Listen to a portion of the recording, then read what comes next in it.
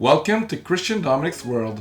I'm a traveler who's been to 135 plus countries and who would like to share with you some of my adventures.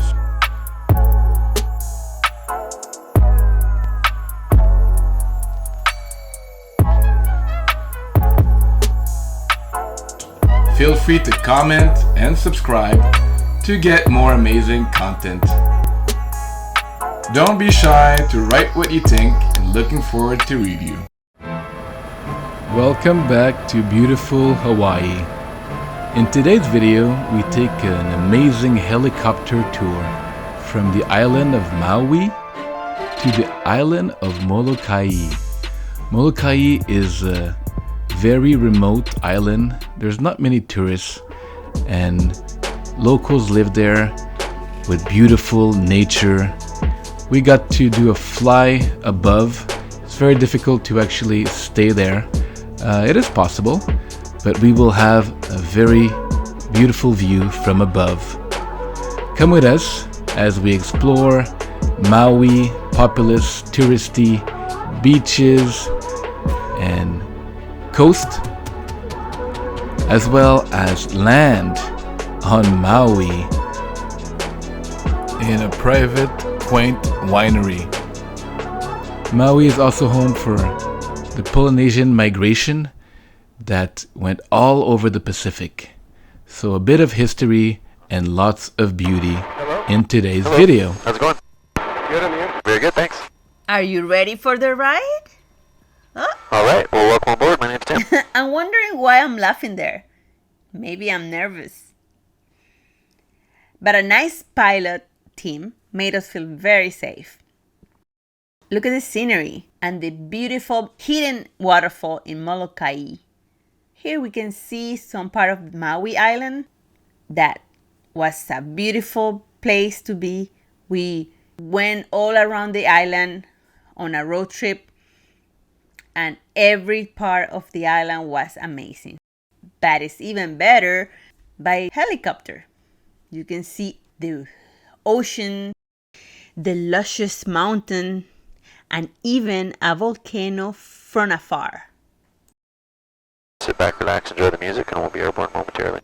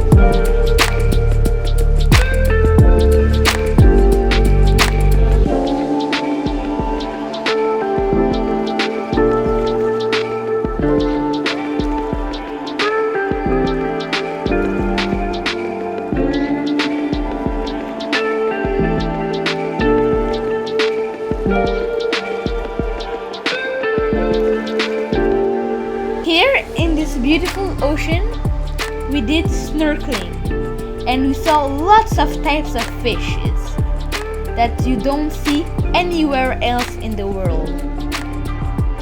Unfortunately, I destroyed the GoPro snorkeling. Now, with a new GoPro, we have new footage. So make sure to check it. A lot of sea turtles out here, which are one of the tiger shark's favorite foods. They only constitute about 15% of their diet, but they're kind of a treat for them. They like them because they're crunchy on the outside and gooey in the middle. It's kind of a texture thing. Out to our left is Kahului Harbor, and beyond that is downtown Wailuku. If you go through downtown Wailuku on Main Street, that'll take you up into the Iao Valley. Claudius did wreck that GoPro, but he did make up in other ways, except I'm not sure when he'll get his drone. You may know that I love helicopters and even more planes. In the meantime, enjoy the view. Make sure to subscribe and put the notification bell so you don't miss the next video.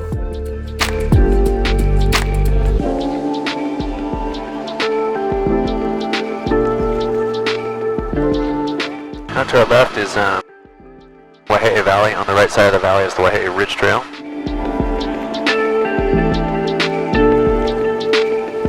The Auwahi Ridge Trail is an awesome trail to hike if you get a chance. Let us know if you get the chance to do that hike, or any comments whatsoever on the video. That's where the trail starts. It starts at about 1,100 feet, goes up to about 2,500 feet.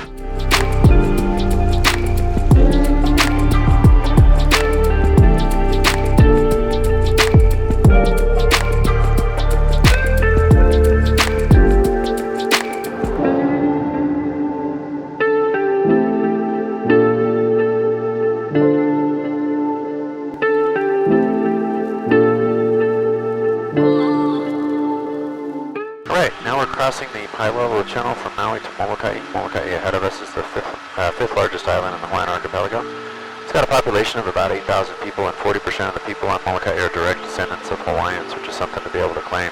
Especially when you consider that when Europeans first showed up in Hawaii, there were about 1.2 million Hawaiians throughout the Hawaiian Islands. And over a period of about 60 years, they were reduced in number to less than 15,000 through disease and warfare. So the fact that the Hawaiian language is still spoken and the Hawaiian culture still exists is a miracle, and testament to the will and the resolve of Hawaiian people to survive.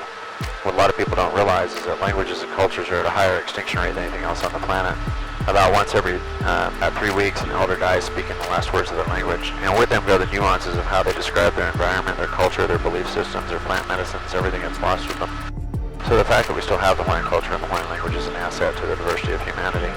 And there's a lot we can learn from the Hawaiians. They were, as Captain Cook noted in 1778, he said that they were master ecologists, that they had the land cultivated from the mountaintops to the ocean shores, and they were indeed master stewards of their land and ocean resources.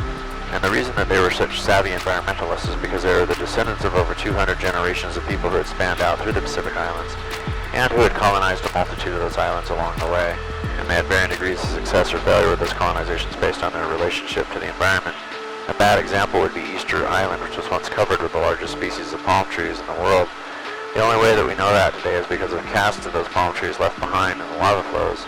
When those early inhabitants first got to Easter Island, they used those palm trees to make canoes to go and hunt dolphins, which was one of their main sources of protein.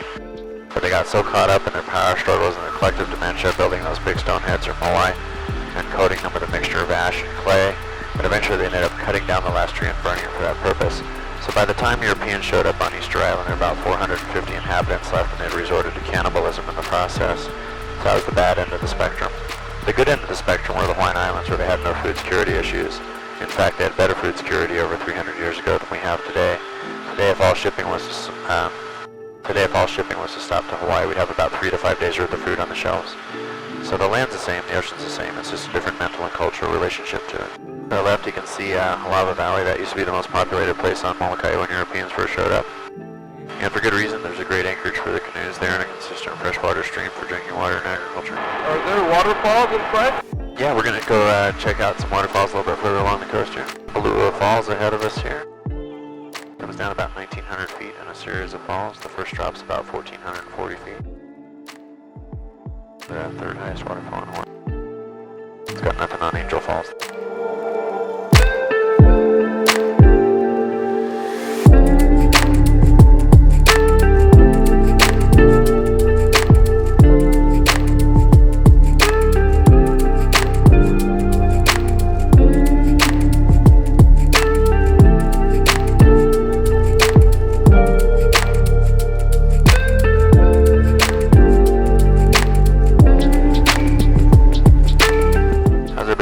So far, all good. Yes, cool. You having fun, Claudius? By the Valley. These valleys used to be very populated and cold separated. They used to grow a lot of taro back there, which is a root vegetable they make poi from, which I think is pretty tasty, but most people aren't too fond of it. It's not uncommon to see a bumper sticker around town that says poi happens. That's how most people feel about it. Anyway, it's quite nutritious. It's about 18% protein, very high in vitamins A, C, B6, B12, and iron. You can eat the leaves, the stems, and the roots. You just have to cook it all really well first because it's laden with calcium oxalate, which is a toxin that'll ruin your day if you don't.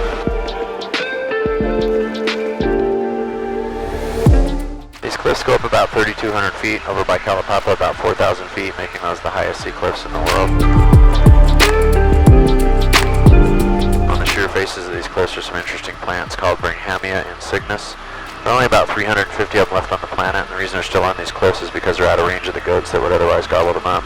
The one problem that the Bringhamia insignis still face is that their native pollinator, a particular insect, is extinct, so the only way that they get pollinated anymore is by some botanist from the University of Hawaii, who will rappel down those cliffs and actually hand-pollinate those plants. So it's one of those extreme sports that doesn't make it into a Red Bull commercial, just wacky scientists doing their job. They're kind of the badasses of botany.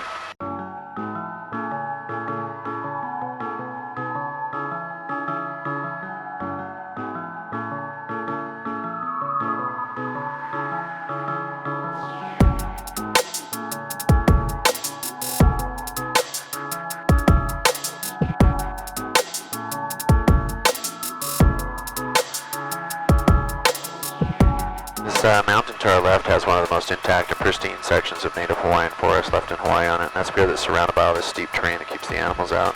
The one problem this area still faces is the encroachment of non-native plant species like the strawberry guavas and others, and it's the introduction of all these non-native species that's been sort of the plight of the Hawaiian Islands. These islands are the most remote islands on the planet, and the plants and animals that evolved here evolved in isolation over time. And it's thought that about once every 20,000 years a plant would make landfall here. It would take about another 150,000 years to establish a viable population. And then over time, those species would become new species altogether. When Western colonists first arrived here, there were about 1,300 endemic plant species found nowhere else on Earth. Today we're down to about 600. So the Hawaiian Islands have the unfortunate distinction of having one of the highest rates of extinction of plants and animals on the planet. In fact, 90% of the bird species here went extinct with the introduction of mosquitoes. Mosquitoes were introduced through the malicious act of a British naval captain who was having a problem with one of the local chiefs in Oahu. He thought it'd be an irritant to that chief to have mosquitoes in his neighborhood, so he released his contaminated water supplies from his ship into the streams in that chief's territory. Those mosquitoes multiplied rather quickly and spread throughout the Hawaiian Islands. Had they only been an irritant to the humans, that would have been bad enough, but unfortunately they also carried avian malaria, which wiped out 90% of the bird species. That in turn had a cascade effect through the ecosystem because those birds were the seed distributors and pollinators. So when they went extinct, the plants that relied on them for those functions also diminished in number and went extinct. So our challenge today is to preserve the 10% of the bird species we have left and 10% of the forest we have left. So out to our left on the reef system, you can see those encircled areas, those narrow little walls. Some of them are above the surface, some are below the surface. Those are the walls to old Hawaiian fish ponds.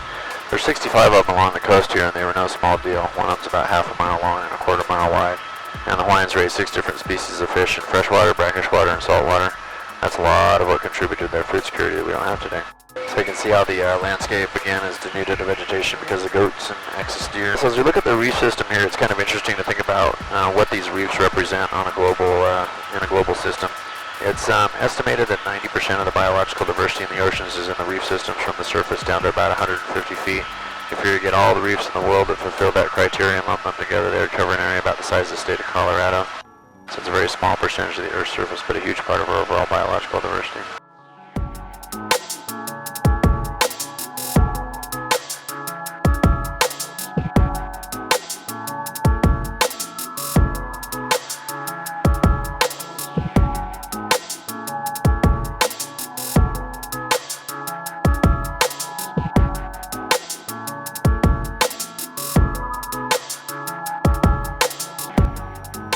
Tsunami. Oh, tsunami. We've had about 3 in the past 9 years, just threats of tsunamis. But historically, there have been some pretty big tsunamis in Hawaii. They've actually gone all the way across the middle of the island before. But I wouldn't worry too much about it. We have really good warning systems. It takes about 6 hours for a tsunami to get here from Chile or Japan, so we got plenty of time to get away from the beach.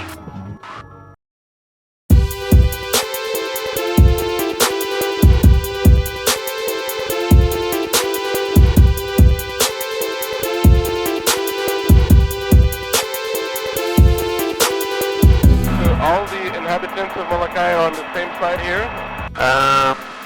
Yeah, well, there's some on Kalapapa on the north side, and then the biggest population center is around Kaunakakai, sort of towards the middle of the island. And currently there's no tourism there, only locals? Very limited tourism. I mean, you can go over there and there's some vacation rentals and stuff like that, but no big hotels or anything like that. They're trying to kind of resist that kind of development just so they can live a more traditional lifestyle, which I can understand. Way better to go do some subsistence fishing and hunting than to be waiting tables.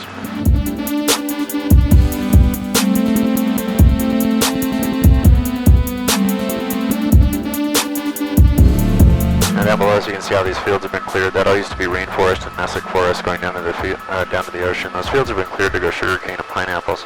They quit growing pineapples here about 10 years ago, sugarcane about 20 years ago. Still growing some coffee out to our left, but otherwise these fields are fallow, which is kind of crazy when you consider that we have 3 to 5 days worth of food on the shelves. So there has been a big move towards more sustainable farming here, kind of driven by the local organic farming community. They've done some test plots of about 30 acres using biodynamic farming techniques, aquaponics for nutrient recycling, and biochar as a soil amendment. And they've proven with that model. That they can produce food for about 3,000 people and employ about 120 people. So if you were to translate that model to the 40,000 acres of sugarcane that we currently have in production, we could feed everybody in Hawaii and have land left over for biofuels like bamboo and hemp. Pretty dry out to our right. That's all maritime desert, which gets about 6 to 10 inches of rain per year. In contrast to that, the high point on West Maui is Pu'ukakui, going up into the clouds here. It's 5,788 feet high, and it gets 460 inches of rain per year.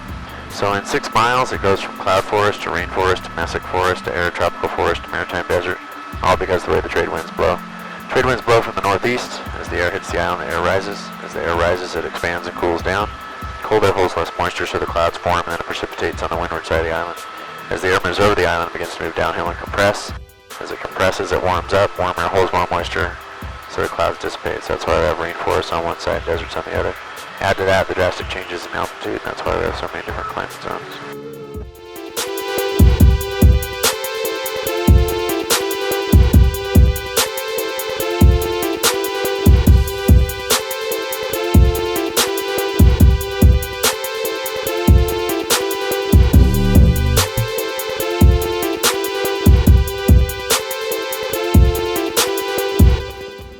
Out to our right, you can see 2 islands. Koho'olawe is the big one. That was a very important island to the Hawaiians. That's where they began their journeys back and forth towards Tahiti. And that little crescent-shaped island is Moloka'i. It's a popular dive and snorkel spot. Is that the observatory at the top of Hawai'i? Yep, there are a bunch of them up there. The first one to ever go up there was back in 1957. That was to monitor the progress of Sputnik, the Russian satellite. Today there's a U.S. Air Force site up there. That also monitors satellite traffic, low Earth orbit vehicles, aircraft, and extraplanetary bodies like asteroids. That's the Pan-STARRS telescope, and about 8 months ago they detected a large cylindrical body careening through our solar system that wasn't a comet. It was going about 200,000 miles an hour. That was pretty cool. And in 2015 they detected an asteroid that they detected it about 3 weeks before Halloween that year.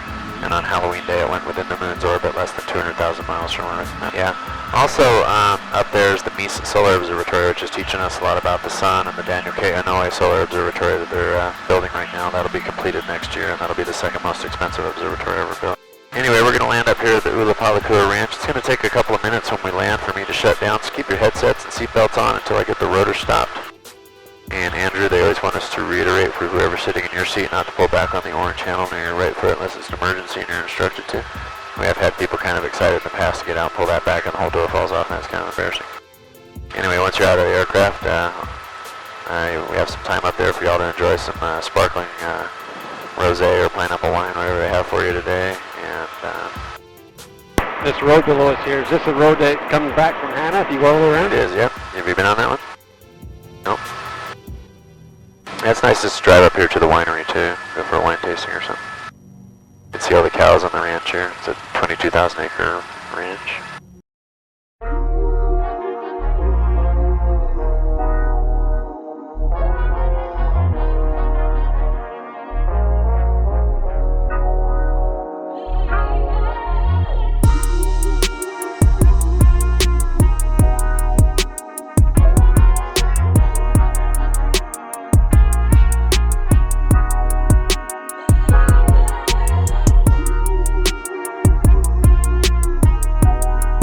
So here we are, finally landing at the winery.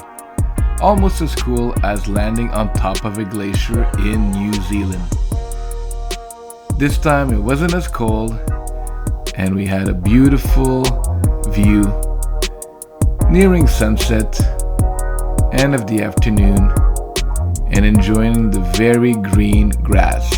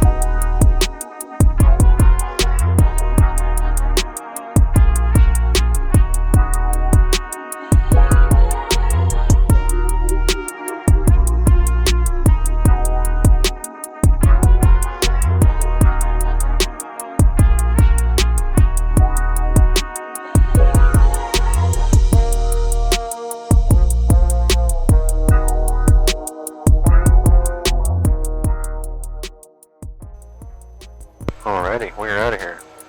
We'll do the Carmina Burana on the way out of here.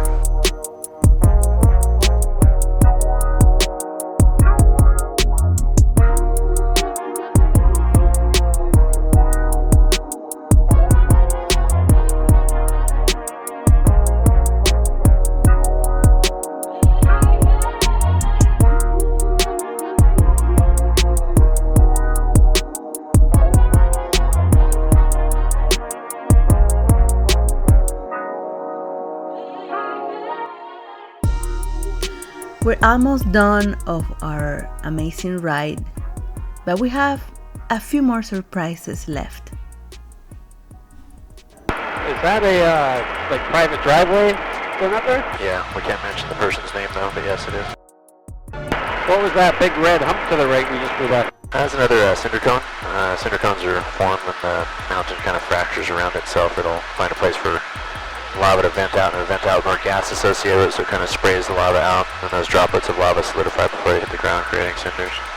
Anyhow, we're almost home, and when we land here, again, it'll take a couple of minutes to shut down, so keep your headsets and seatbelts on until I get the rotor stopped.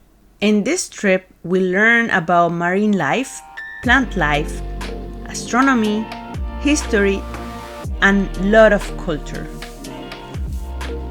Today we saw the island of Maui and Molokai. We have many other videos on Hawaii culture. We visit the three main islands of Oahu, Big Island, and Kauai. We talk to locals about language and food. See a hula dance festival, take a boat down Napali Coast, and even had another helicopter ride where they filmed Jurassic Park and The Descendants. Make sure to check them out. Thanks for watching and see you in the next video.